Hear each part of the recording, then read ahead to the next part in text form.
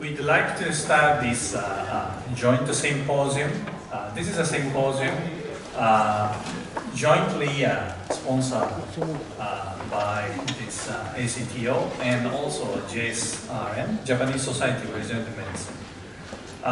Today, we'd like to showcase 3D tissue engineering, which is very characteristics of the Japanese Society of Regenerative Medicine. And we hope this is the beginning of a close collaboration between two societies. Today we have 5 speakers, Dr. Kikuchi, Dr. Hikita, Dr. Nakamura, me, and Dr. Nakaya. The first 3 sessions I will chair, and the latter 2 sessions Dr. Hawking will chair. So first, I'd like to invite Dr. Kikuchi from Tokyo Women's Medical University. Dr. Kikuchi. Thank you for the introduction. If you are ready, please start.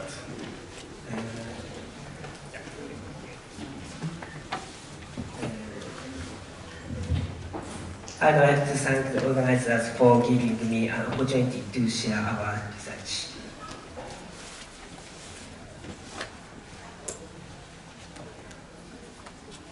First of all, I'd like to introduce our laboratory. I am in a joint institute between Tokyo Women's Medical University and Waseda University. We call it TWINS. It is in Tokyo. Tokyo Women's Medical University is a medical university. So we have hospitals and animal surgery rooms and cell processing facility for regenerative medicine, in addition to the conventional experimental equipment. And Waseda University also has many biomedical and engineering laboratories in TWINS. Members of both universities can communicate in fusion area at the center of TWINS. And we have rental space for medical companies. So the TWINS is a matching site for medical doctors, engineers, and scientists, and company members. Now I'd like to start. Temperature responsive polymer, polyisopropyl is a peculiar polymer. When this polymer is suspended in water, it is solid in the temperature under 32 degrees C, but the temperature is over the 32 degrees C. The polymer is not solid in the temperature. This polymer is hydrolyzed in 20 degrees C and takes straight molecular shape. But in 37 degrees C, it is dehydrolyzed and takes rather globule molecular shape. Utilizing the temperature responsive polymer, Dr. Okano of our institute invented the temperature responsive culture surface. First, isopropyl acrylic amide monomer is coated onto a commercially available polystyrene cell culture dish. Then, high voltage electron beam is applied. With that, isopropyl acrylic amide is polymerized and covalently bonded to the surface. After washing out the non-reactive reagents, the thickness of resulting polymer layer is only 2 nanometers, very thin polymer layer. In a cell culture incubator, ordinarily 37 degrees C is higher than 32 degrees C. The surface is hydrophobic and cell adhesive. So when you see cells onto the dish, the cell can attach to the surface and grow. But after that, when you bring out the dish to room temperature, for example, 220 degrees C, that is lower than 32 degrees C, the surface changes to hydrophilic and no cell adhesive. Then the cells detach from the surface. This is human chondrocyte case, detaching from a temperature responsive culture surface. Now the temperature is lowering to 20 degrees C.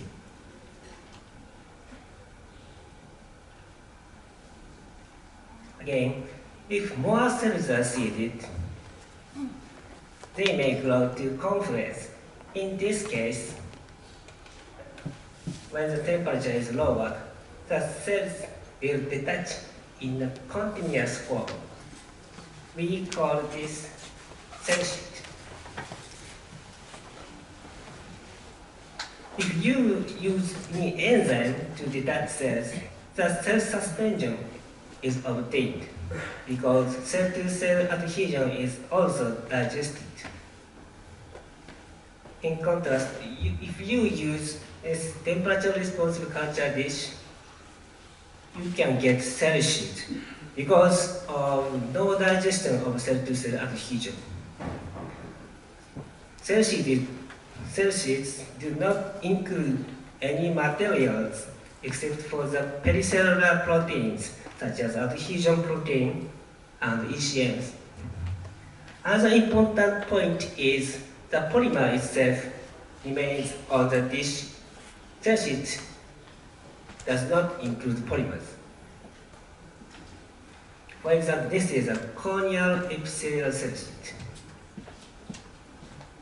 The cell sheet is harvested by using a donut-shaped support membrane.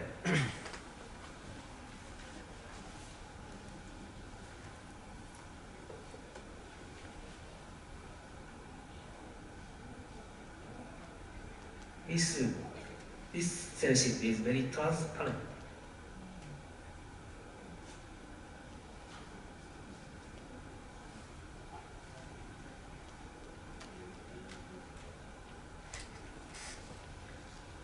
Using this corneal cell sheet, Dr. Nishida and workers established autologous corneal epithelial cell sheet transplantation therapy for reconstructing damaged corneal surface.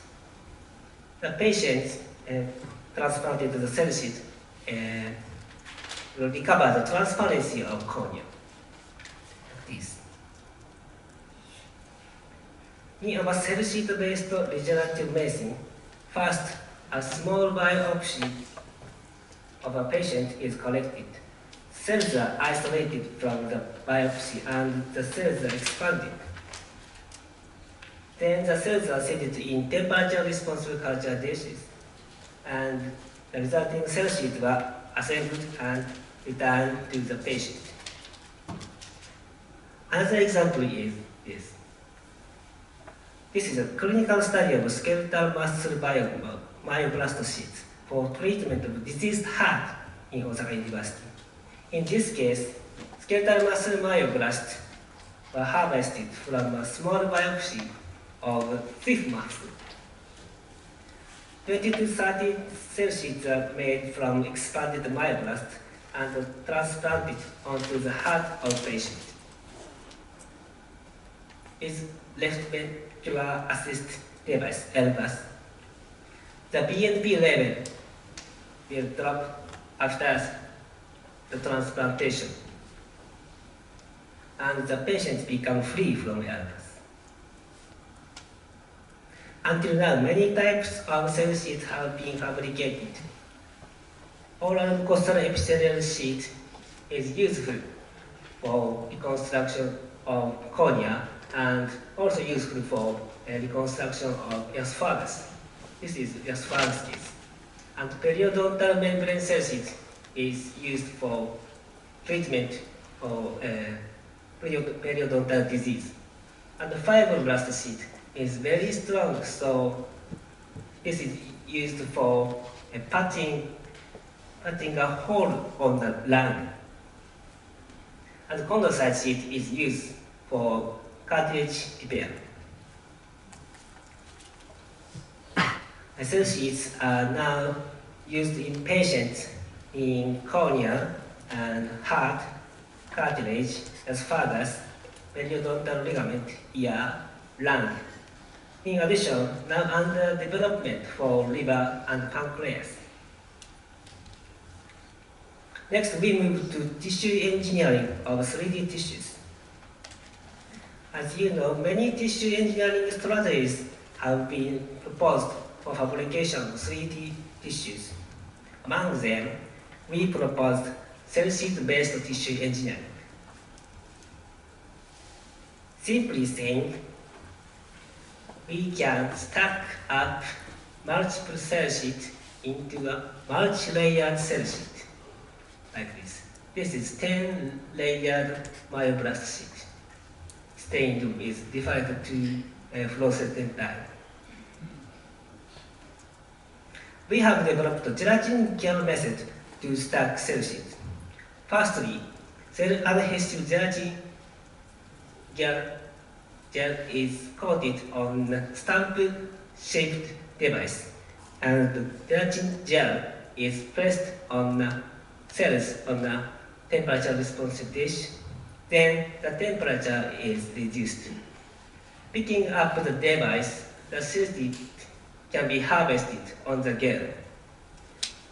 And repeating this procedure for another dish, you can get 2-layered cells on the gel because of the adhesiveness between cell sheets.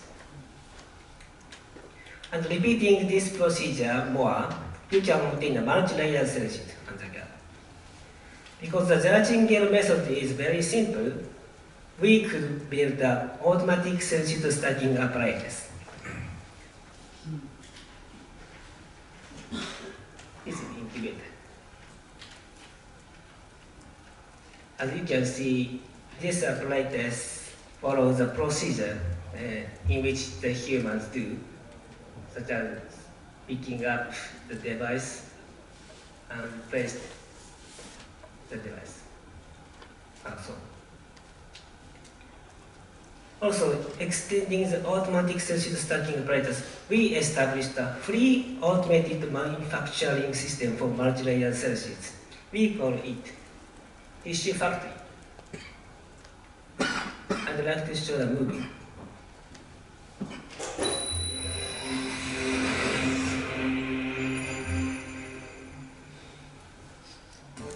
In regenerative medicine, healthy cells are cultured outside a patient's body so that lost tissue and functions can be restored. Regenerative medicine is now becoming reality as its clinical applications steadily progress. Supporting the basics of regenerative medicine is the cell sheet forming and layering system. Created by a fusion of medicine and engineering, is the first technology of its kind in the world. The Cell Sheet Tissue Factory is facilitating the explosive development of regenerative medicine. In the T-Factory, all the regenerative tissue processes are automated with a separate module for each function.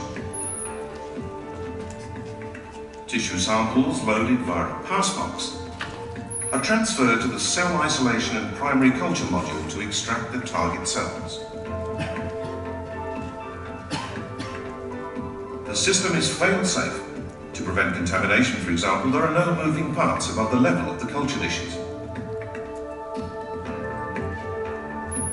The extracted cells are transferred to the cell expansion module and expanded extensively. They are then concentrated. The cell sealing and medium changing module infuses the cells into a special culture dish, and the culture fluid is automatically changed.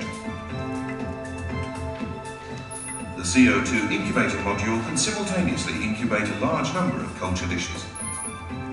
The cell sheets formed at the bottom of the dishes are then multi-layered in the cell sheet layering module. Our original technology used in this process ensures the cells will remain undamaged. The multi-layered cell sheet is completed and the tissue regenerated from a tiny amount of cells is transplanted back into the patient.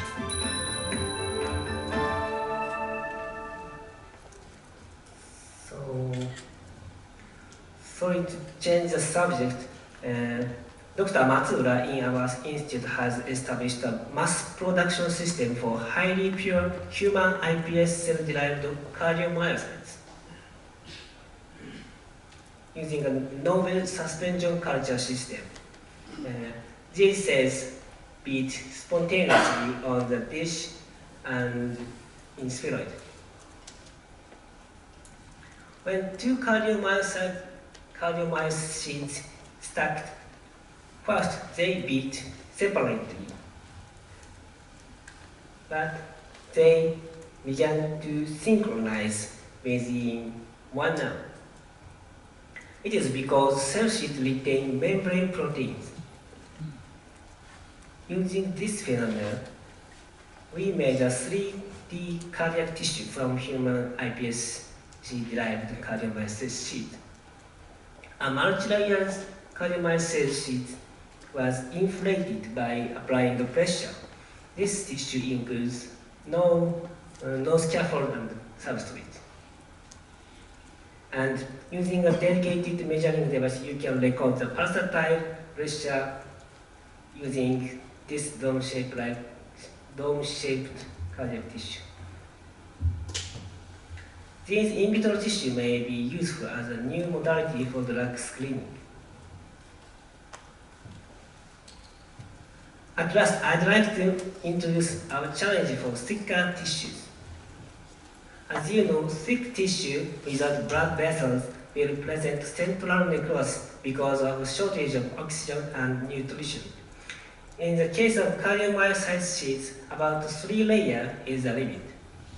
When a 3-layered cardiomyocyte sheet is implanted subcutaneously, they survive by blood vessel formation. But more than 3 sheets were implanted, necrosis occurs because of insufficient nutrition supply. The thickness is limited, lower than 80 micrometer. Thicker tissue needs blood vessel formation. So our team now trying to culture thick tissue with perfusion and vascularization. For example, this device perfuses collagen gel. The cell sheet was put on this device. Using this device, when cell sheets are simply pressed on the gel, 3 layers is maximum despite the perfusion of medium. However, when the cell sheets were pressed on the gel with endothelial cells, new vessel formation occurs. So, if you adding cell sheets along with the vessel formation, you can get thicker cell sheet with vasculature.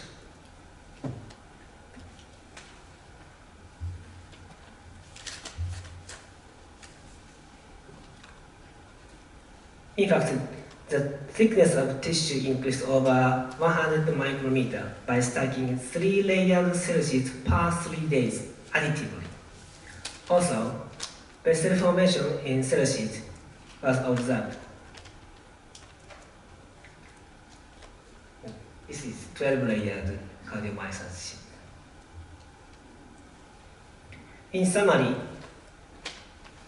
temperature-responsive culture dish produce cell sheet that is suitable as a graft for regenerative medicine. Cell sheets can be stacked into a multi-layered cell sheet for 3D tissue, and vascularization of multi-layered cell sheet is current challenge to create functional thicker tissues beyond the diffusion limitation of oxygen and nutrition. The cell sheet technology is now evolving to 3rd generation. Thank you for listening. Thank you, Dr. Kikuchi. Now this presentation is open for discussion. 1 or 2 quick questions, if there is any from the floor.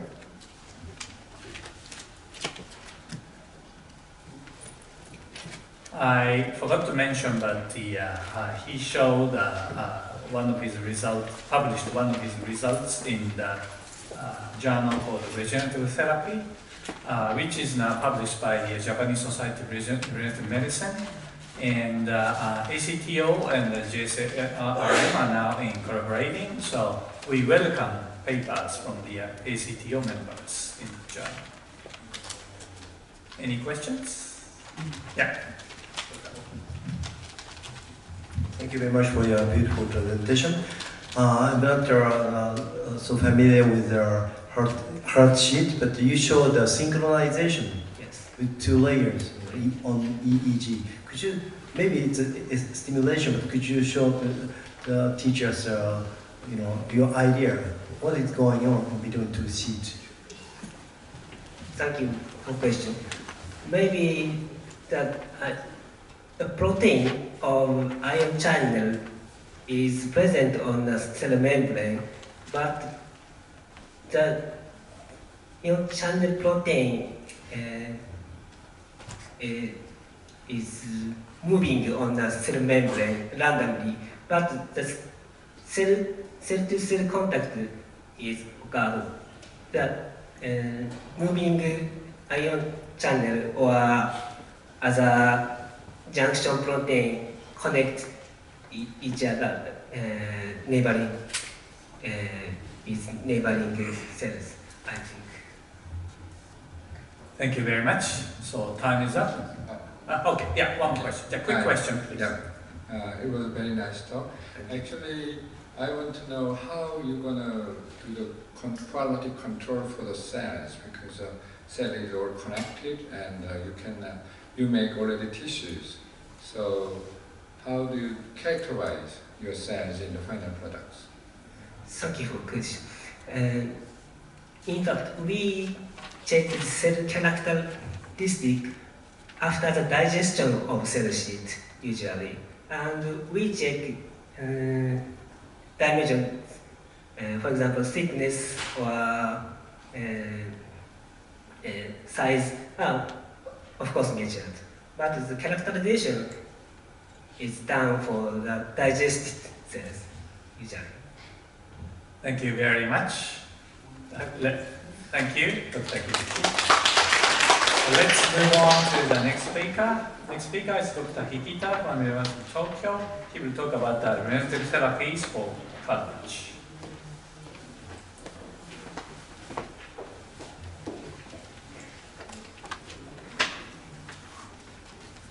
Thank you, Dei Sensei. It's a great honor for me to come here and present our data here. So I'll talk about regenerative therapies for cartilage. So this is my COI, because my department is endo chair, so this is the COI. So this is an overview of our project in collaboration with Department of Oral and Maxillofacial Surgery of the University of Tokyo Hospital. So we are making regenerative cartilage for nose and trachea and ear. So I'll talk about, first I'll talk about the implant type regenerative cartilage for nose. So nasal deformity is caused by cleft lip and palate. And cleft lip and palate is the most common congenital disorder in Japan. And it sometimes causes various degree of nasal deformity.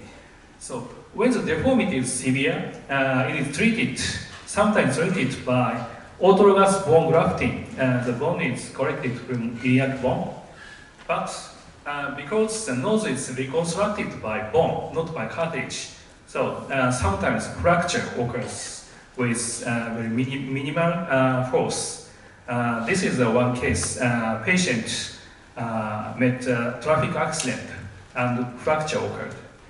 And because the nose is constructed by bone, it lacks elasticity. So reconstruction by cartilage is desirable, but it's quite difficult to harvest the straight and long cartilage from the body. Lip cartilage ossified around 15-year-old, and it deforms after transplantation. And auricular cartilage and nose cartilage are very small, and it's not so strong. So we need regenerative cartilage. So this is a scheme of the regenerative medicine for cartilage. So the cells were collected by the patient and expanded in vitro. Then the cells were put into the scaffold and the construct transplanted to the body. And the construct matures in the body. So first we examine cells, appropriate cells for cartilage regeneration. So articular chondrocyte has a risk to affect the integrity of the joint cartilage when harvested. And it upregulates MMP expression by atheroglycan, which we use with cells to put into the PLA scaffold. So nasal chondrocytes has a limitation for the amount of harvest. But auricular chondrocyte is very easy to harvest and it proliferates very good, so we chose auricular chondrocyte. And MSCs has a possibility of endochondral ossification, and iPS cells has concerns in safety and cost. And ES cells have escal issues. So finally, we determined to use auricular chondrocytes. And we optimize the culture media for the expansion of auricular chondrocyte. So we tested 12 growth factors which are available in clinical setting. And we found that the combination of FGF2 and insulin was most effective for the proliferation of auricular chondrocyte. And we tested PLLA and PLGA as a material for a scaffold. We compared PLGA and found PLLA was much better for chondrogenesis. PLGA induced severe inflammation, so it may hinder the chondrogenesis. We also optimized the pore sizes and porosity of PLA scaffold, and we determined the pore size and porosity, and we established the method for the preparation of implant-type regenerative cartilage. So auricular chondrocytes are expanded in the medium containing FGF2 and insulin, and they are put into atheroglycan, PLLA, with atheroglycan into PLLA scaffold. And we made implant-type regenerative cartilage, but it was valid only for 4 hours. So we performed clinical research for the nose deformity caused by cleft lip and palate. This study included 3 patients. And implant-type regenerative cartilage was inserted to the back of the nose of patients. And this is the scheme of the clinical research. We collected auricular cartilage and extracted auricular chondrocytes. And we also collected patients' blood and prepared hot serum for the expansion of the cells. And we cultured cells for about 1 month, and then the cells increased about 1,000 times. Then cells were mixed with atheroglycan and put into PLA scaffold and implanted to the patient within 4 hours after preparation. And this is the result. So you can see the change in facial appearance. Please notice this nose, the height of the nose increased after transplantation. And nose was elastic because it was reconstructed by cartilage. So this picture shows the change of the nose shape. The blue line indicates the shape of the nose before transplantation, and others indicate the shape of the nose after transplantation.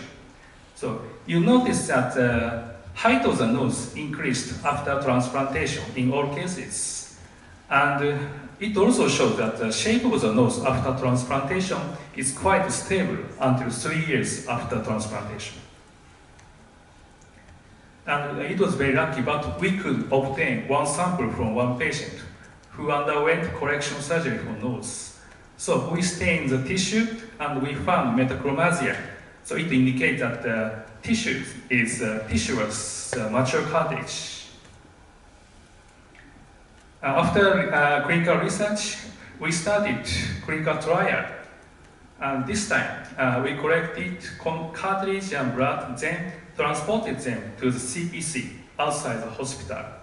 And in CPC, cartilage was prepared and preserved for 14 days.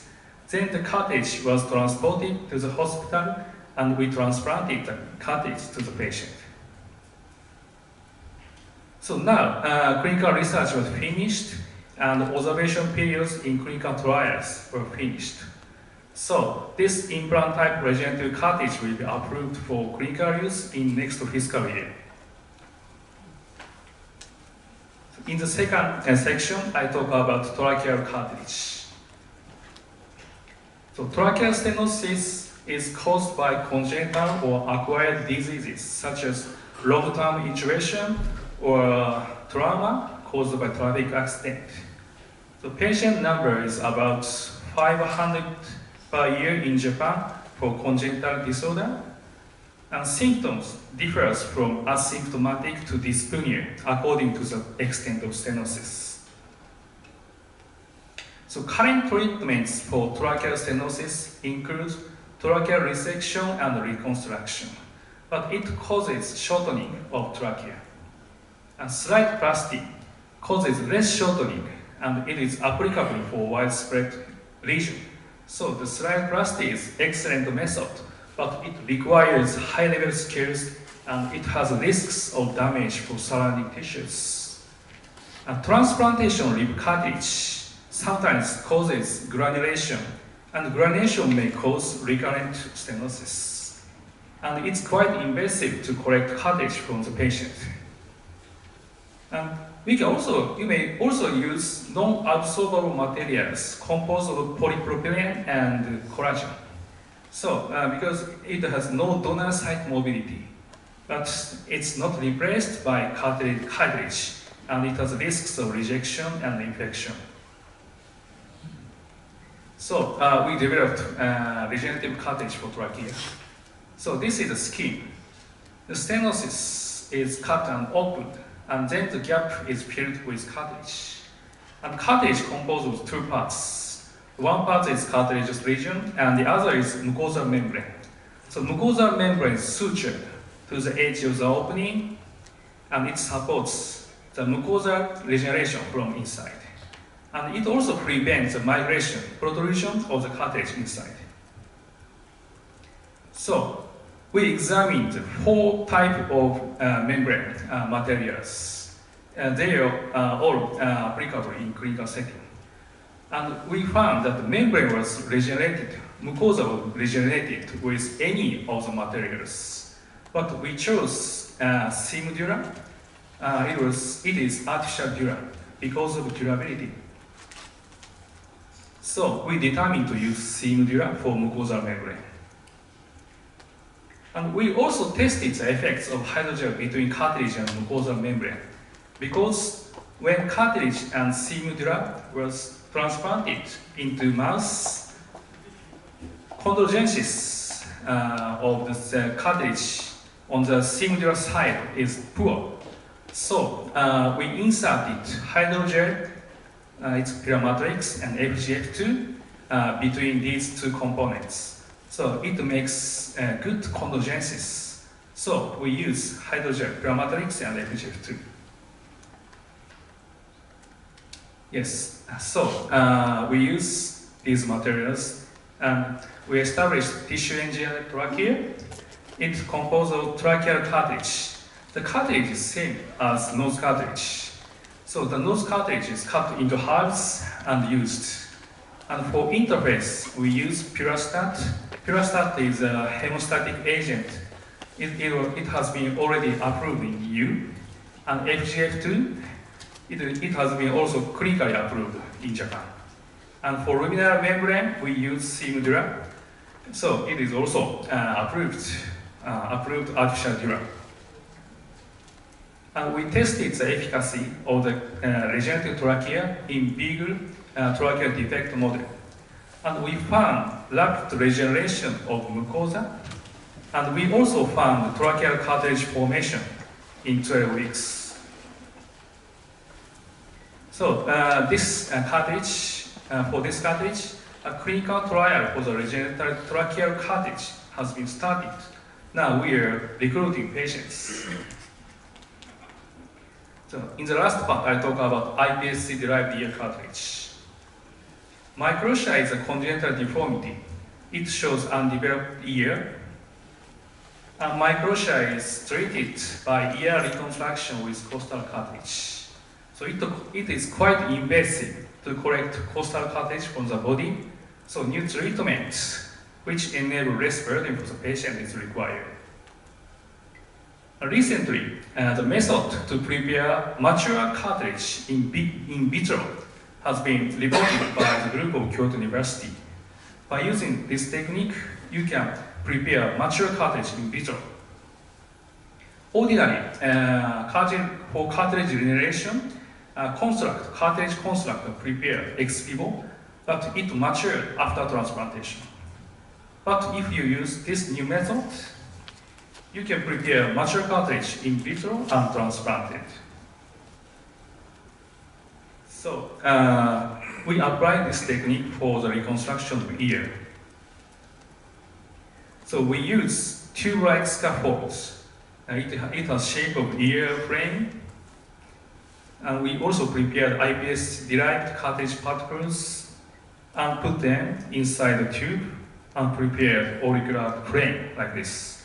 And then this cartilage was transplanted into the back of the nodulat, and we observed until 1 year after transplantation. The shape of the regenerative ear cartilage was kept for 1 year. And we also confirmed histologically. So we collected cartilage 8 weeks after transplantation and histologically examined. And we found that cartilage, mature cartilage, was kept in the body. So we made iPS-derived ear cartilage, and preclinical safety will be confirmed for clinical research. The clinical research will be started in 3 years. So finally, this is again the overview of our project. So we made nose cartilage. So clinical trial for nose cartilage has almost finished. And for tracheal cartilage, clinical trials has been started. And for ear cartilage, it is under development. So I really appreciate my colleagues and collaborators, and especially Kazuto Hoshi, who is our supervisor and who established the nose cartilage. We also thank Yukio Asawa, who are making tracheal cartilage, and Sakurauto for ear cartilage. Thank you for your attention. Thank you, Dr. Hikita. Now this presentation is open for discussion. If you have a question, please come to the microphone. Any questions? So this is a classical type of a tissue engineering, scaffolds and cells and nutrients, in good contrast to the first one, cell sheet technology. So, any questions from the floor? Any questions? Okay. In that case, probably we proceed. Yeah. Okay. Thank you, Dr. Hikita. Thank you very much. Now we move to the third speaker, Dr. Norimasa Nakamura from Osaka Health Science University and Osaka University. He will talk about osteochondral regeneration by tissue engineering approach. Good afternoon. First of all, I'd like to thank the organizers and Professor Chan for kind invitation to this wonderful meeting. And connected here. Okay. I'd like to briefly show what is osteoarthritis. This is age-related degenerative change of the bone cartilage and the underlying bone. And with the proceedings, the joint is disrupted to deform some varus or valgus deformity. That causes patients pain and also affects the activities. And this is data from the CDC, United States. And amazingly, the patient population is very, very big. And year 2040, almost 80 million patients are expected. So this is a very, very big problem socially. In looking at pathology of osteoarthritis, this is the cartilage is degenerated and sometimes worn out, and underlying subchondral bone has some sclerotic change or cystic tissue formation. So if we can replace these surface osteochondral structures, we could biologically address to this disease. So that means we do need some good procedure to repair osteochondral lesions. And key points for osteochondral repair could be the restoration of the osteochondral junction and the secure integration with adjacent cartilage and also lesion base. To attain that, theoretically, biphasic zonal repair is required. And for the chondral component, we developed a scaffold-free tissue-engineered construct derived from the synovial mesenchymal stem cells. This we can create, 3D tissue with several millimeter thickness. And we first started the experiment to repair chondral lesion. And this is a porcine study, and with implantation of this construct, we could attain the nice chondral repair with secure integration to the adjacent cartilage. And we moved to the clinical study. And this is, we finished first in human clinical trials. This is a result of the 2-year study. And this is a Q score that is used for the evaluation of the osteoarthritic patient. And although variable among cases, there is a V-shaped recovery in terms of the pain, ADL, sports activity, and the quality of life. And this is a second look arthroscopic view of the patient. And this is before implantation. You can see the exposure of the subchondral bone looking pink. And we implanted the tissue engineered construct. And this is a second look arthroscopy after 1 year. You can see, although a bit hypertrophic, but we can see the smooth repair of the surface with smooth integration to the adjacent cartilage tissue. And this is a biopsy specimen from the center of the repair tissue. And we can confirm the intense safranine stained cartilage-like tissue development. Now we moved, after finishing the first in-human clinical trials, we moved to the final phase, phase 3 trials versus microfracture as a control group. And I hope we can report the results near future. So in the cartilage part, our research is coming close to the real clinical application. But to attain osteochondral repair, we do need to develop some biphasic structure. So we first thought of the combination with artificial bone. Here is a picture of the one hydroxyapatite-based artificial bone. And interestingly, our tissue engineered construct derived scaffold-free tissue. This is rich in glycoprotein, and it can be adhered to the ceramic surface immediately. Very strong and consistent adhesion, required. So in situ, in the operating room, we can develop the biophasic structures, and we implanted that into the osteochondral, complex.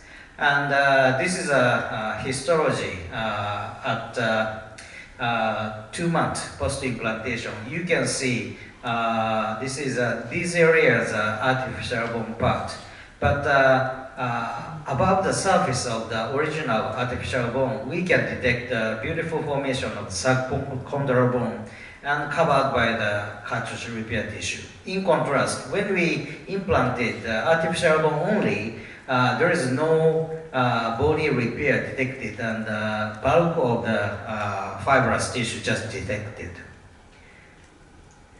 And this is a 6-month results. Even without tissue engineered construct, in 6 months, there is a formation of the cartilaginous tissue above the artificial bone. And this is a histology of the group of the tissue engineered construct plus hydroxyapatite block. And you can see, although we can see the cartilaginous orangey blue stain positive tissue detected, but there is a fissure, so failure in integration detected. In contrast, in every samples we could detect the secure integration with between the repair cartridge and adjacent cartridges. This is a higher magnification view. And also, although this is a thick cartilaginous tissue, but looking at inside with higher magnification view, we can see several clustering of the cartilage. Clustering of cartilage suggests some pathological conditions. In contrast, when we observe the inside of the repair tissue, in the tissue engineered construct group, we can see the column-like arrangement of the chondrocytes. That suggests the development of the healthy cartilage. So we found artificial bone plus tissue engineered construct works pretty good in comparison with the artificial bone only. So, looking at, so we diagrammed repair process with a construct plus artificial bone. Some osteochondral repair occurred from the periphery towards the center of the defect and formed the osteochondral repair. But when we implant only artificial bone, we can observe just the bulk of the fibrous tissue, and this tissue differentiated with time to form some fibrocartilaginous tissue at the defect site. So the mechanism of the defect is quite different. So we confirmed the importance of the use of the biphasic implant materials. Our second question was, we first use the hydroxyapatite, but as you know, hydroxyapatite artificial bone is less susceptible to the remodeling. It remains as it is with time. In contrast, when we use beta TCP like artificial bone, this artificial bone is better subject to the tissue remodeling. So we first expected, probably when we use the hydroxyapatite, the subchondral part remains very solid, and that could do something wrong, bad for the remodeling of the overlying cartilage tissue. So we compared these two different artificial bone for the same animal model. And we see this is a hydroxyapatite group, and this is a beta TCP group.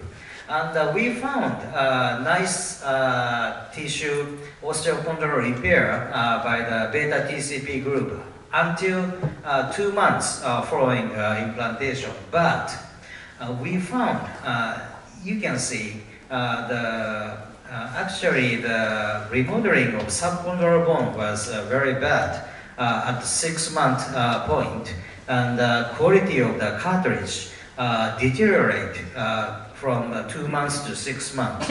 So there is something wrong occurred between these 4 months. Instead, although the osteochondral repair, for example, at this point, subcondylar bone repair is almost done here, but hydroxyapatite group, the repair only detected at the peripheral area. Cell type still fibrous scar tissue. Very slow tissue repair process. But in 6 months, they accomplished the total subcondylar repair, and the quality of the cartridge is better than the beta TCP group. And looking at the histology, once again, we found at 6 months beautiful column-like structure arrangement of the chondrocyte, but we can see some irregular arrangement of the alignment of the cell detected. So suggesting the tissue quality repair cartridge is better in the hydroxyapatite group. And this is a semi-quantification of the scoring for the repair cartridge.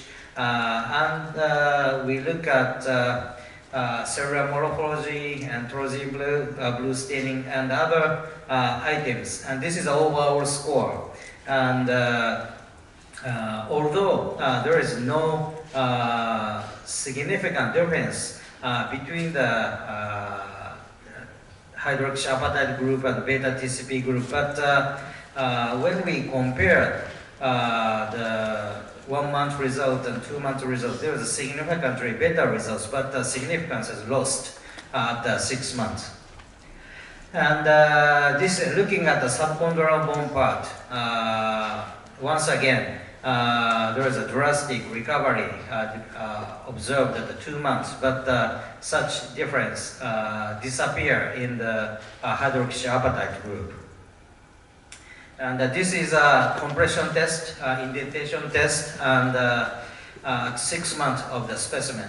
And hydroxyapatite hybrid tissue engineered construct specimens show the significantly better viscoelastic properties compared with the beta TCP tape group. So these results suggest, although in combination with the hydroxyapatite, the repair process is very slow but stable repair of the subcondylar bone observed. And that could lead to the repair with a healthy cartridge at 6 months. In contrast, using beta TCP, rapid osteochondral repair detected, but this is unstable. It deteriorates with time after 2 months. So, and this could lead to the degenerative cartridge repair with time.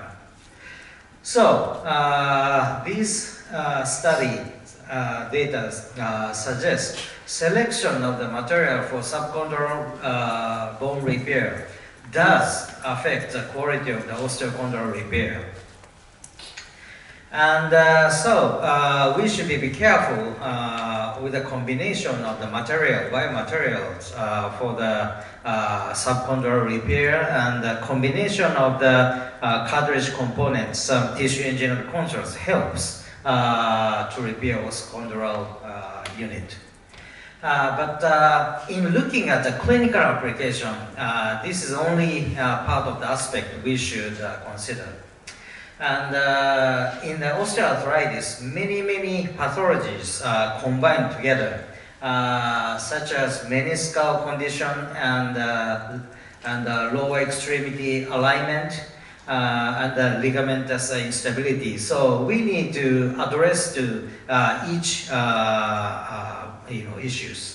And I show you a very interesting study. This is a clinical study compared with a patient who underwent autologous chondrocyte implantation. with high tibial osteotomy, this is osteotomy correct the deformity of the malalignment, and with minimal correction of the alignment with 5 degrees. And when you see the results, it is very interestingly, the result of the failure rate decrease 120% when we combine some osteotomy to exert some decompression at implanted area. So this suggests the mechanical loading condition, manipulation of mechanical loading could affect the clinical results. So we should not only to apply tissue engineered technology, but also we need to modify the surgical techniques to exert optimal biomechanical condition to the joint. So this is a kind of imaging of the future bio-orthopedic surgery, biological articular reconstruction. So with doing every aspect of the joint treating joint pathology and tissue engineering, this is a way we should pursue for the future. So conclusion, artificial bone tissue reconstruct 3D hybrid implant could repair osteochondral lesion. Remodeling process of artificial bone critically affects the repair quality of the overlying cartilage. Selection of biomaterials and control loading condition could promote regenerative repair. Thank you very much. Thank you, Dr. Nakamura. So now this presentation is open for discussion. If you have any questions, please come to the microphone. Yes. Thank you, Professor Nakamura, for sharing wonderful result. I was quite interested in the comparing of the HA with TCP. As far as I know, your HA has an interconnected port from the top to the bottom, but TCP has no port. Do you think that might affect the result of the cartilage degeneration? Yes, actually it is very difficult to perfectly mimic the structure using different materials. But in this case, beta TCP group, even with a porous connected structure, it degrades with time. So if they have porous connected structure, the degradation speed could be even faster. Thank you. Very interesting. Any other questions? Yes. Thank you for your presentation. I have 2 questions. Yes. One is, do you think the cells intake directly differentiate into chondrocyte, or it secretes some factors to let migrate other cells inside? Thank you for the very important questions. In our previous publication in tissue engineering, we report time course change in the histology at the repair site.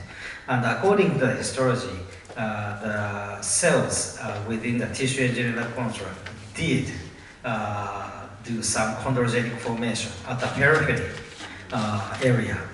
But with time, in 6 months, it's hard to discriminate if the cells still remain in the repair tissue or not. But according to the other reports from the University of Utrecht, 1 year after implantation of the allogenic mesenchymal stem cells, they did a DNA analysis using the biopsy specimen to see if there is any cells left implanted.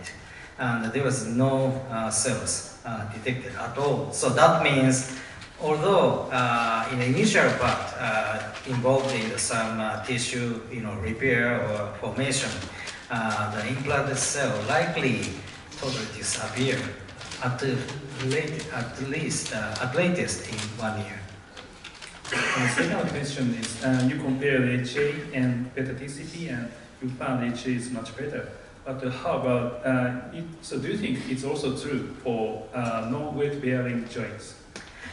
I have no idea, but even though no joint loading area, there should be some stress exerted, even though the job or so it's worth comparing the two different types of the artificial bone. Sorry, Thank you very much. appropriate answer. Thank you very much. The time is up. Thank you, Dr. Nakamura, for wonderful presentation. So now the chairperson will switch to Dr. Ho. I would like to move on second to the presentation. The first speaker is I'd like to invite Professor Tei Yuichi from Tokyo University. He's a professor of the Department of Bioengineering, and he will talk development of scalable biomaterials through 3D control of shape. Are you ready? Yes. Okay, thank you. Could you start your lecture, please? Thank you, Chairman. So now, so you heard a wonderful talk using cells and scaffolds so far. I'd like to talk about more on the biomaterial side. So as you heard already, to realize tissue engineering, regenerative medicine, three factors are very important: cells, scaffolds, and signals. It's often compared to the horticulture. Cells are like seeds, scaffolds like soil, signals like fertilizer, and but we focus on the scaffold research. So our grand hypothesis of our laboratory is the performance of biomaterials can be significantly improved by controlling 3D shape on various scales. And today I'd like to talk about bone defects, especially bone defects in oral maxillofacial area, facial, this area. And as you know, the autograft is a golden standard.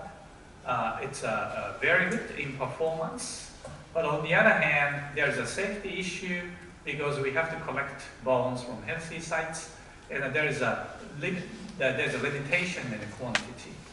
And in Japan, due to some reasons, cultural and ethical, the religious reasons, I think allograft is not very popular, unlike the United States and other countries. And of course, allograft is relatively good, has relatively good performance, but it has limitation in safety, quantity, and regeneration induction. Instead, in Japan, actual bones are used very often. They come in three shapes: porous block, granule, and a paste. But many surgeons are not satisfied with poor shape control and the resultant poor performance of actual bones.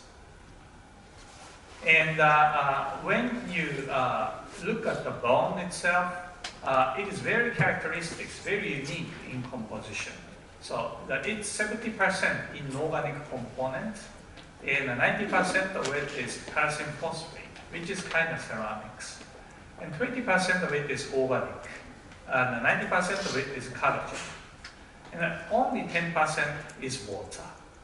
And it's often compared to the reinforced concrete.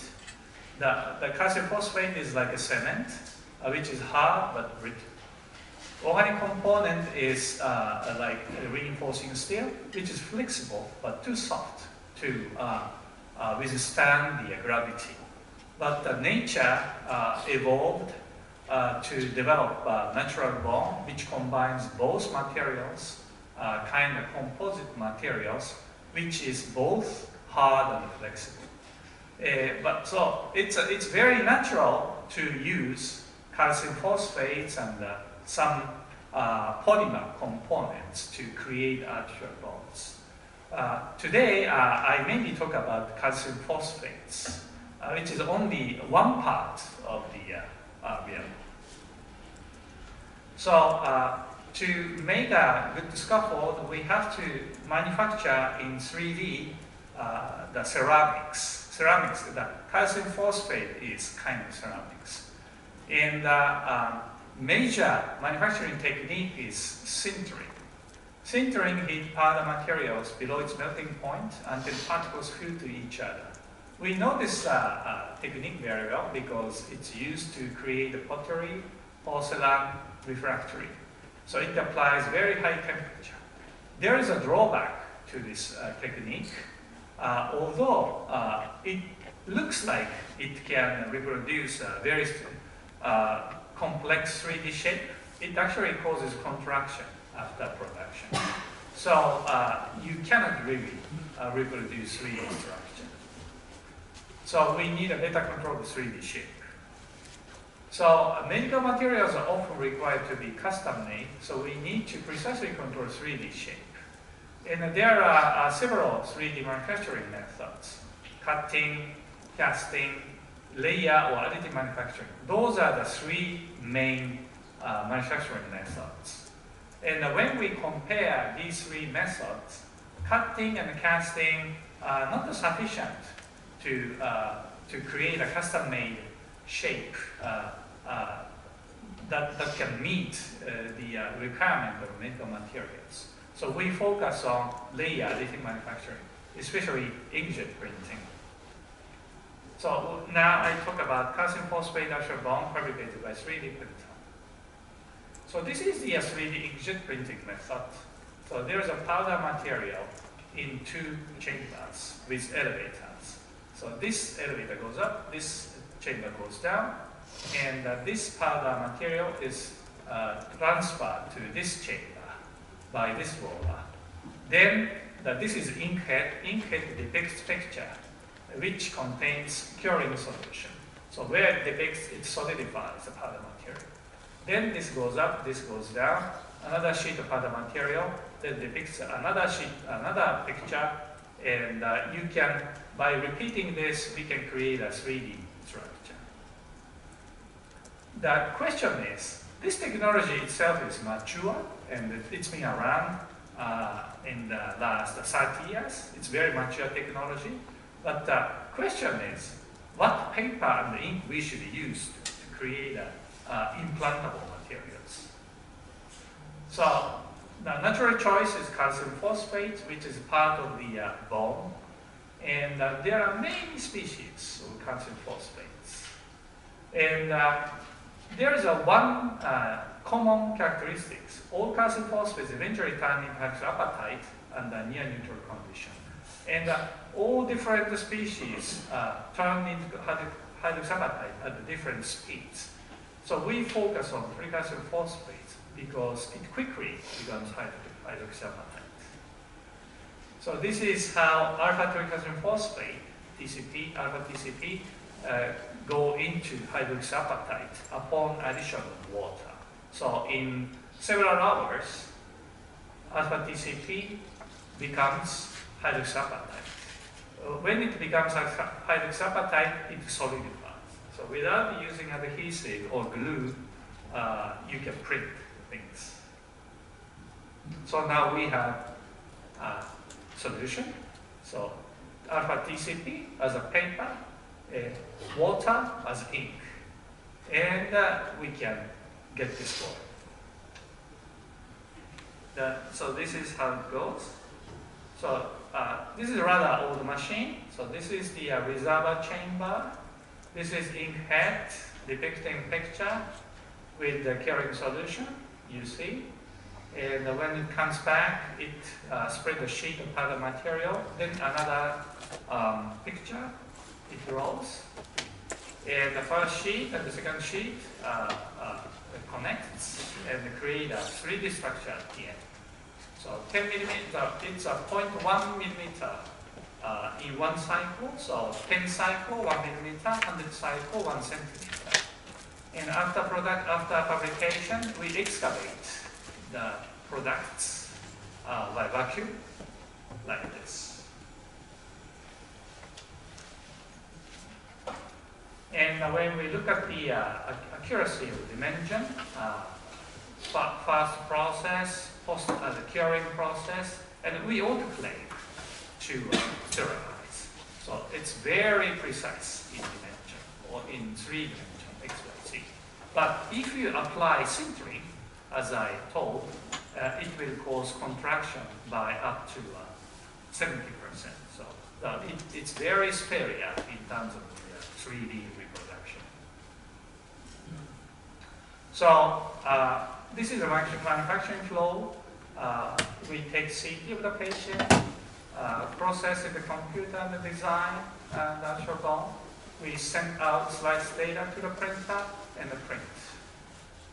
And compared to the conventional method, manual carving and machining center of the sintered material, with our methods, we can use non-sintered material, and we can control both external contour and internal structures. And we don't apply very high temperature. So this is how we do. So in the CAD, we design, we create a plaster model, and using a plaster model, we try our effect and discuss with surgeons. So this is how it goes. So this is a reservoir chamber. This is fabrication chamber. It fits. Just like a regular printer, but instead of paper, we have a sheet of powder material. Instead of ink, we have just water and some viscosity agent. So since this is a very small one, it takes probably a few hours to create the structure. After fabrication, we excavate using vacuum.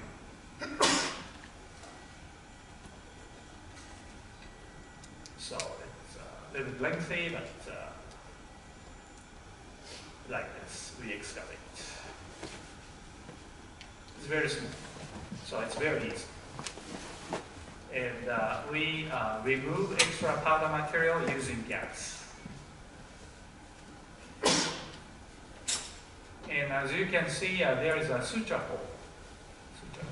So in surgery, we only, all we have to do is just to suture this material to the defect sites. And it has a very complex undulation. Only you have to do is apply pressure, and it doesn't budge.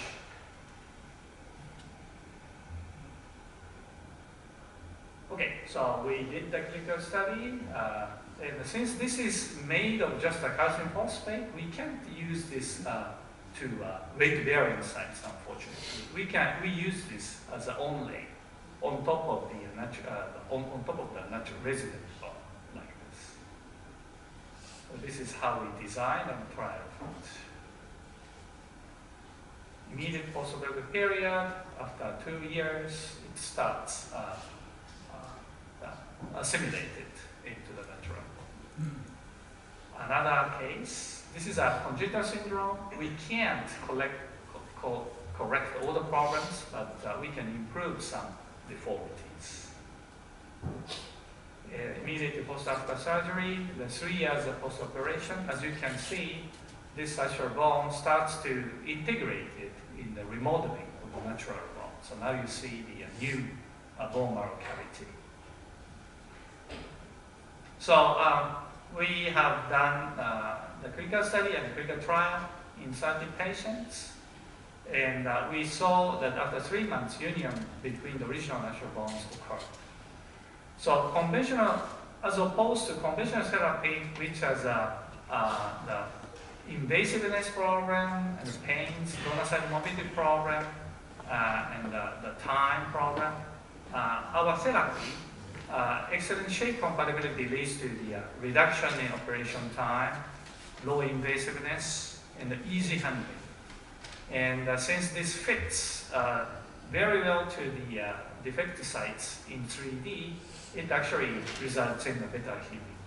So now it's approved by PMDA, now it's on the market, like this. So, but as I said, this bone cannot be used for weight-bearing sites because the mechanical strength is not sufficient. So we devised a new titanium mesh plate. Then, so there are problems of the conventional metal mesh plates. It's like this design, very simple, big circle, small circle. But this design causes stress concentration, as shown in here in the simulation. The red part is a stress concentration. So even before it's used in clinical, when we deform this, it has a crack like this. So it has a very low strength and a short operating life. And actually this product is discontinued because of the failure. So we thought shape control may provide solutions. So we start from the scratch. So we thought of what kind of shape we should start with. So it should be, the basic shape should fill the surface. So it has to be a triangle, or a square, or a hexagon. And since the metal material has a very different shapes and structures, the more angles, the better, we thought. So we adopted the hexagon. And instead of connecting 2 points with a straight line, we connected 2 points with a spline curve to give it the leeway for the stress, like this. To do this for 360 degrees, we get this basic pattern. And this is the basic pattern shape. And assembling these basic pattern shape, we can create a metal plate like this. And this is a simulation result applying the similar stress. And you see that there is a very little red part, which is the stress concentration, like this. And as you can see, you can reproduce very different 3D shapes, very, without causing any cracks. Now it's approved by PMDA, and now it's on the market. Lastly, I'd like to talk about the polymer material, new ultra-strength hydrogel. So hydrogel is a very promising material as a biomaterial, but there are not many actually on the market because it's soft and wet, very good, but it's very brittle. And this is caused by heterogeneous network structure like this. And these heterogeneities are classified into spatial, like a sparse dense, topological, entanglements, connected, loop structure, dynamic structure, which is far from being perfect, far from the ideal polymer network structure, which is free from any heterogeneity. If we can achieve this structure, we can get much better hydrogen material. How can we achieve ideal polymer network? So conventional strategy has been like this in the past 40 years. This is ideal polymer network. They reverse engineered. They divided this network structure into this long telecanic polymer and a small multifunctional link. They call it model network. But it was not ideal actually. Why? So this is called a model network, long telecanic polymer, and multifunctional small cross linker. So ideally, first polymer reacts, second polymer reacts, third and fourth reacts equally, but unfortunately, because of the strict hindrance of these first two polymers, third one and fourth one have difficulty reacting with this end. So it can form network, branching suppressed. And also there's a self-biting problem. So if one end of the telecanic polymer reacts to this, the other end tends to react with other part of the multifunctional link. This is called self-biting. It's a filter bonding. It's called a loop formation. So it actually has a lot of heterogeneity, unfortunately. So we had a new approach. Instead of dividing it in no-incremental division, we divided the network in the equivalent way, like this. We call it the tetra network. So we have two types of tetra-arm polymers with mutual reactive end groups. Only green and the yellow reacts, and the greens and yellows don't react with each other. Only green and yellow react. So how about this? First one reacts, second one reacts, third one, so the end is at the end of the polymer, so it can react very well. Fourth one also. So all the ends can react equally, almost equal. And by design, there is no self-biting because green ones cannot react with each other. So we succeeded in suppressing the heterogeneity.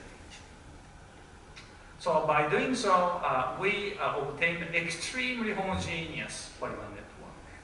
Now we find that the theory agrees with reality for the first time. So we can control generation time, we can control network size, we have a very high mechanical strength. Now it's over 100 megapascal, and we can control degradation time. We can name when the hydrogen degrades, like in 2 weeks or something. Now it's being applied for ophthalmological diseases. So it's the example. So this is not rubber, this is hydrogen, more than 90% water. But because it has a very homogeneous network structure, it's very, very strong. So summary, by controlling 3D shape on nanometer to millimeter scale, we are able to significantly enhance the performance of scaffolds, leading to development of different types of structural biomaterials. We try to combine calcium phosphate and this polymer material to better mimic natural bond. We also try to load biomaterial signaling factors and cells to create osteogenic scaffolds. Thank you for your attention. Thank you, Dr. Tay. This presentation is open for discussion and question from the audience. Is there any comment or question from the audience? Could you tell me what kind of ophthalmological disease? Yes, currently we try to create actual vitreous body for the retinal detachment. Because in the retinal detachment, we remove the natural vitreous body and replace it with some materials. Currently, they use like a silicone oil, very invasive materials. We try to replace these materials. I'm a neurosurgeon, so I treat lots of patients with a scalp defect due to brain trauma or some infection. The problem, maybe it's not a question but a comment. The problem is, long-term result because of the infection. In particularly, titanium is also a very useful material for scalp defect. But I'm not sure. In some patient, in 10 years later, 12 years later, the serious thinning of the skin and infection. How do you think it's long-term? Yes, exactly. Yeah. I think those problems are caused by the mechanical mismatch between the soft tissue and the implanted materials. And in the titanium mesh we produced, we can control the mechanical strength very freely. So we can really make a very, very soft the mesh plate as well, so which may contribute to the longer lifespan. Thank you very much. Okay, it's time to move on next paper. Thank you very much. Thank you. The last speaker of this symposium is Professor Nakayama from Saga University. He's a professor and chairman of the Department of Regenerative Medicine and Biomedical Engineering. He will talk about the Kenza method from bench to bedside. Are you ready? Okay, could you start your lecture, please? Thank you, Professor Hawking and Professor Tay for the chair. And I'd like to say thanks to Dr. Shimosaka and the owner of the committee for giving me the opportunity to be here again. So I'm going to talk about the Kenza method. It's a kind of new tissue engineering method developed by ourselves. Kenza is a special device for Japanese flower arrangement. If you see this kind of flower in some area, in the bottom of the base, you can find this needle array. It's a special device for fixing the flower or leaf and to continue to make the arrangement of the flowers. And the Kenza method is actually very similar to this needle array. This is our procedure we first prepare a lot of cell aggregates, spheroid, and secure this aggregate to the needle array, Kendan, one by one. After that, adjacent spheroid began to fuse. So finally, removed from needle array, we have cell-only construct without using materials. So this is our exact fabrication process. In the beginning, we prepare a lot of the monolayer cell cultures, then trypsinase or something to get the cell suspension, and roll them into the 96 multi-spheroid plate. About 1 to 2 nights, the isolated cell began to fuse and make this spherical shape. Then we transfer this spheroid plate to the printing system, skewer spheroid one by one to the needle array. And before skewering process, we put the remover first in the bottom of the needle array. Then after, pull out the remover, we have the cell-only construct. And because cells still survive, even they were skewered, after 2 or 3 hours printing, skewering process, adjacent spheroid began to fuse. So finally, we have this any desired shape. And this is our one of the Kendan. The size of the Kendan is about 1 centimeter in cubic, and there is a 636 needle in this Kendan. And the space gap between each needle is about 400 microns. And each spheroid diameter is about 500 microns. So skewering needle, spheroid one by one by hand manually is almost impossible. So we decided to develop a robotic system. And about 15 years before, I made this very DIY printer by myself. Looks very cheap, but this is nice demonstration for the prototype. And just 10 years before, Shibuya Kogyo, they are one of the sponsors here. They started collaboration with us, and they developed this nice bio 3D printer named Regenova. The 96 spheroid wave plate was transferred to the container to the printing here, and using computer vision, we detect top of the needle and spheroid by using computer visions. And they skewer like this, one by one. And by using this system, we can print any desired shape. Although resolution is still low, but we can print this tubular structure or meniscus-like structure or heart shape. And because printed construct is still living, so if we put 2 tubes together, another 1 or 2 nights, they connected very smoothly. So this is one of our latest example. Cell tube length is 7 centimeter, diameter, inner diameter is about 5 millimeter, and made from dermal fiberglass only. This is another example made from IPS drug cartridge, chondrocyte, printed into L shape. You can see the stiffness of the construct.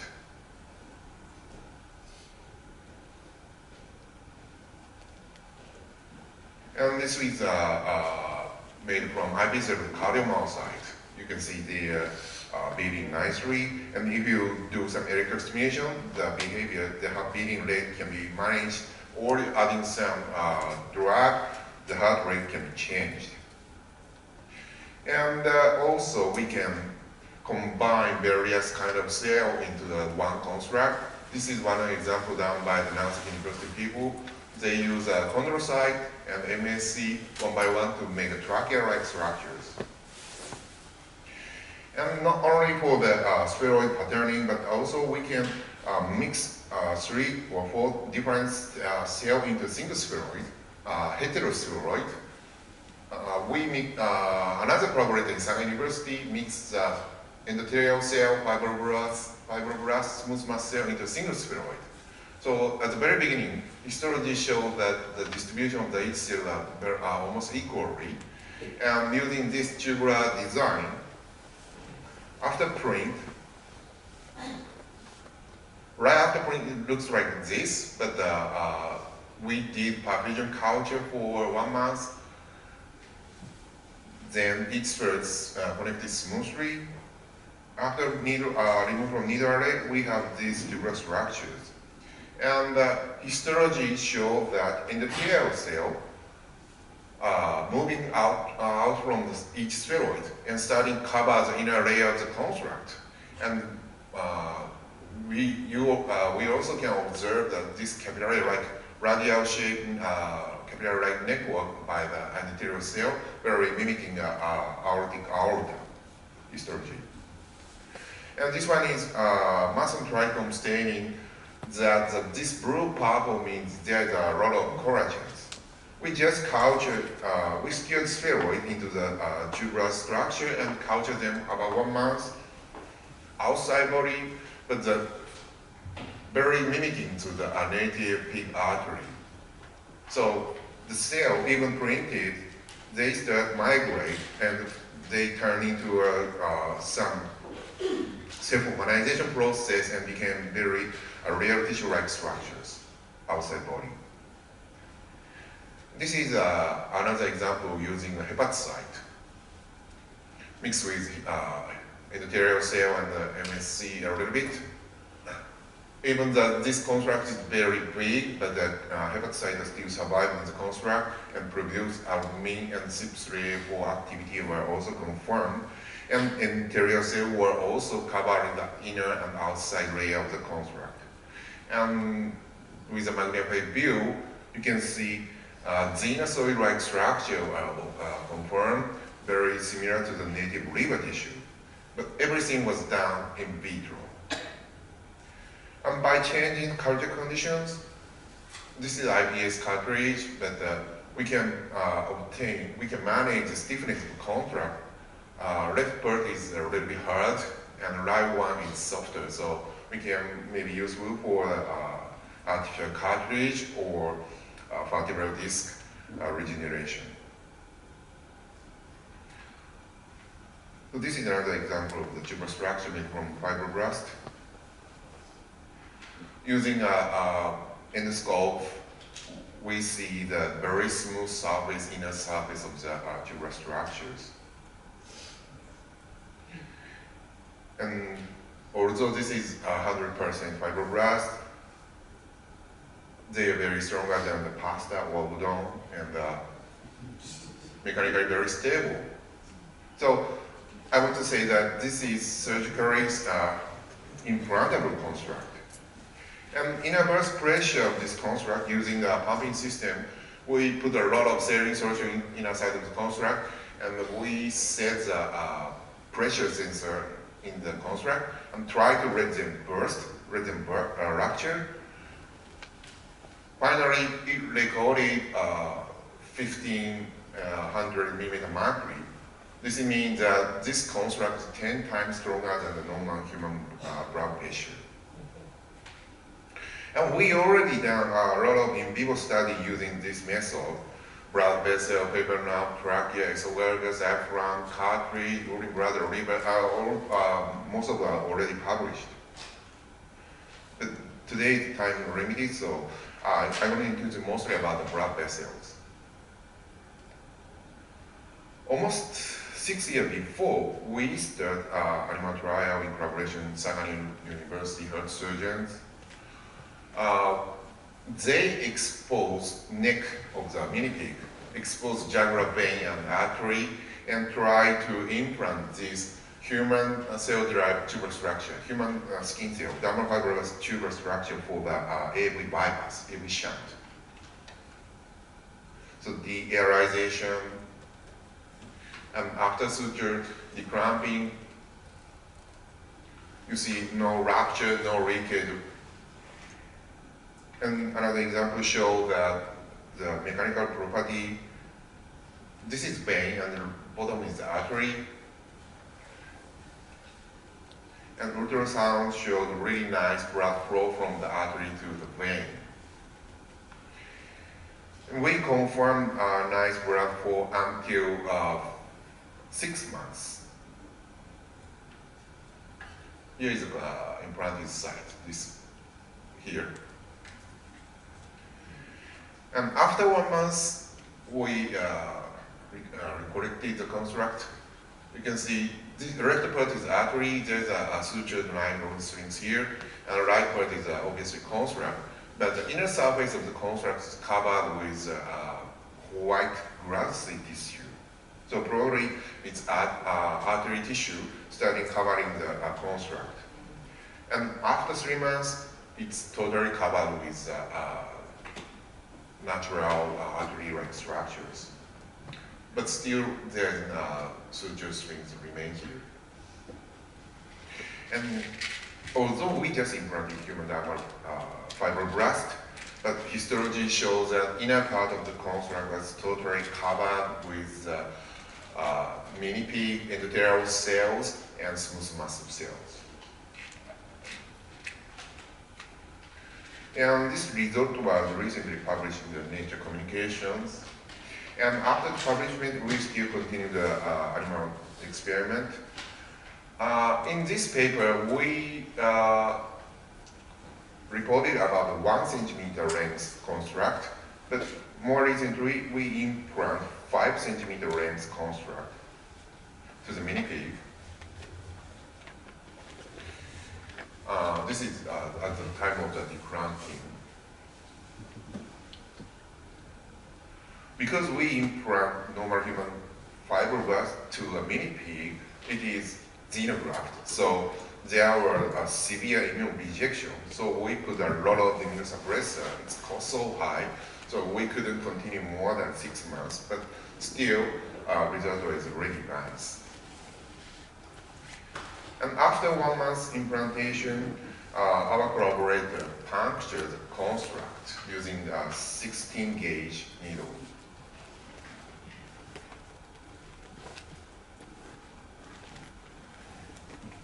And confirmed really nice blood flow. And surprisingly, just put the finger to the needle hole, the bleeding was stopped.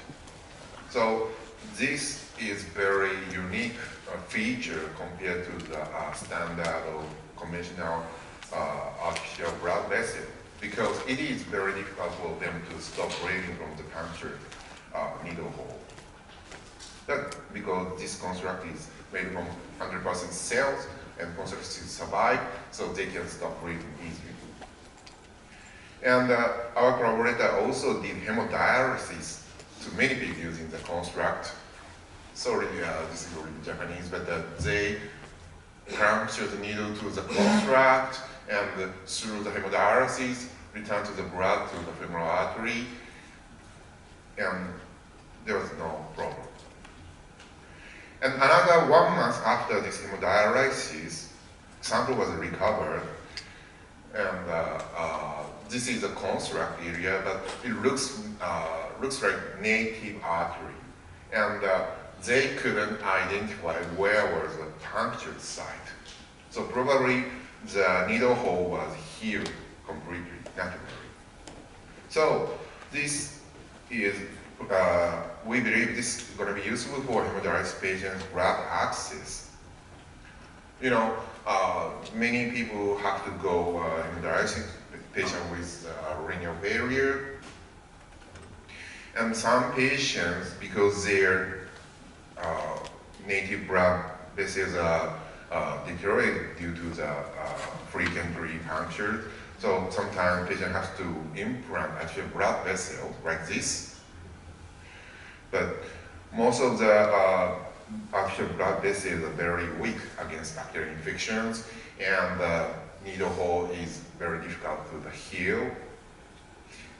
And a small diameter arterial blood vessel has a risk of the occlusion. So the survival rate of the arterial blood vessels is usually said to be 1 or 2 years.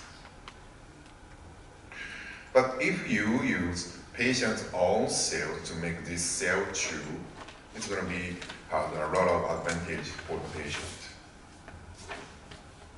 So we supported by Japanese AMA funding agency recently start clinical study for using this.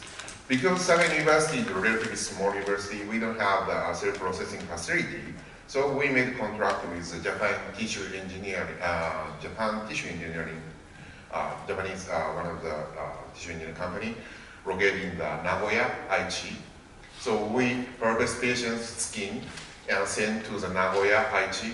And in the JTech facility, they start expansion culture and 3D print and also do a maturation culture process. So about 2 months, they prepare the patient's own tube and send back to Saga, and we plant these to the patients.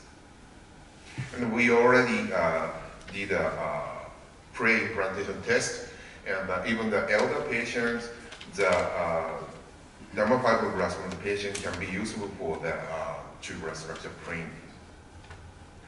So this is our clinical grade bio 3D printer installed in the JTech facility. In the case of some trouble, we install two 3D printer for the backup. As you may know, recently regulation of the Japanese regenerative medicine is changed a little bit. So because our method have to culture cell even its autograft, so it's classified as class 2. We need to go to the review for the some external reviewing committee, and finally we get confirmed that we can do. We already reviewed, and just last night, Japanese Ministry of the Health and Labor allowed us to start phase 1/2 study in Saga University. And it is open in this homepage of the MHWL. And this method is, can be used for the many tissue, like paper nerve regeneration, because I'm sorry, the time is short, I'm gonna this is a little bit, but this can be useful for paper nerve regeneration as a cone view. Just implant the exact same recipe for the blood vessel, we can have a very nice sciatic nerve regeneration. And also trachea regeneration was published by Nagasaki University, and its furthest bypass is also did nicely. And we confirmed the surface cover with the natural squamous tissue. And also we implant the fibroblast-based constructed diaphragm defect of the noodle act and obtain nice regeneration of the diaphragm muscle, and the innervation are also confirmed. And many other tissue like a heart or cartilage and many type of tissue are already published. So if you're interested, please ask me. I will send you the link to our pages. So by using our cancer method, it's really quite unique. Without using my material, we can prepare surgically implantable tissue or organ. And we are going to start a clinical trial by using this, and I hope we can do some collaboration with you. Thank you.